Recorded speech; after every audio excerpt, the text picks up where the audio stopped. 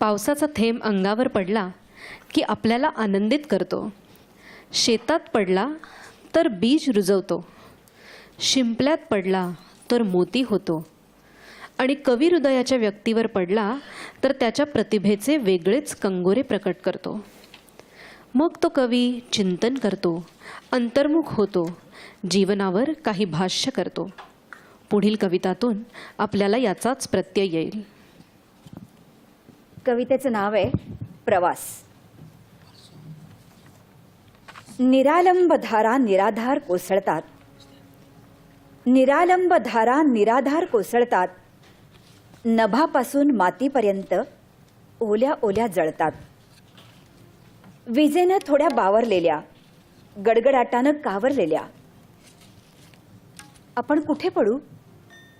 आपला संपेल कसा प्रवास? उगवेल आपल्यातून कुणी, का वांझच राहील श्वास? कुणी कोसळतात खाऱ्या समुद्रावर. त्याला ना पाण्याचं नवल, ना कौतुक गोडीचं, ना आत्मार्पण करून त्याच्यासारख्या होणाऱ्या अमृताच्या जोडीचं. कुणी कोसळतात डांबरी रस्त्यावर. त्या काळ्या कभिन्न निर्लेप सर्पांचे काही काळ होतात बिलोरी आरसे. त्यांच्यावर धावणाऱ्या वाहनांसोबत उड्या मारतात पाण्याचे ससे. कुणी कोसळतात कातळांवर. त्यांना करत आणखी गडद. त्यांच्या तड्यातून उगवणाऱ्या शेवाळ्याला देत बढत. काही कोसळतात पाना फुलांवर. काही कोसळतात पाना फुलांवर, चढवत त्यांच्यावर नवा तजेला. त्यांच्या लावण्यापुढे मग मान खाली घालावी लागते विजेला. तीही कोसळते चार धारांबरोबर, त्यांच्यासारखीच निरुपाय.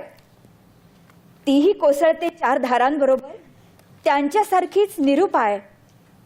कधी नुसताच मोठा आवाज, कधी एखादी जळती काय.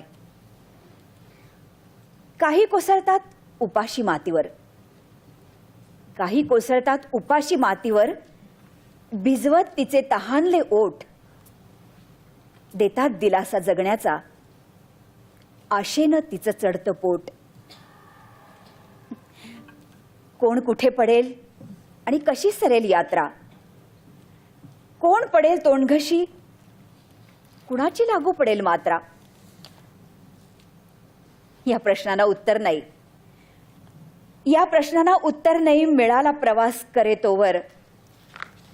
धारेचं आयुष्य असतं नभ मातीच्या मध्ये जोवर.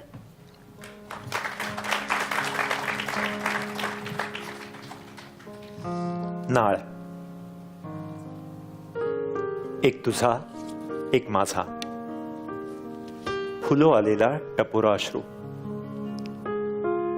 लगडून आलेत बाल्कनीच्या गजाला, दिवाळीतल्या दिव्यांच्या माळेसारखे. पाऊस अजूनही आवरतो आहे त्याचे आठवणींचे कढ, आणि आपले उबदार अश्रू त्याच्यासारखेच पिकून आलेले. कुठे आठवणींचे पुष्कराज, तेजस्वी, पारदर्शी, आणि कुठे कोळसा, थोडा भिजलेला, थोडा भाजलेला. ढगांच्या संथ सावल्या आणि वाऱ्यावर झिळमिळती माळ. आत्ता तुटेल की मग तुझ्या माझ्या नात्याची नाळ. धुक. माझ्या डोळ्यातलं धुक सांडे अवती भवती. दिसे नाही कुठे काही आणि विजा कोसळती. घन डोळ्यातले पुन्हा फुटो आलेत ओझ्यानं. त्यांच्या गर्द सावलीत श्वास झाकोळून जाते. आज डोळ्यांचे किनारे गेले पुरते खचून.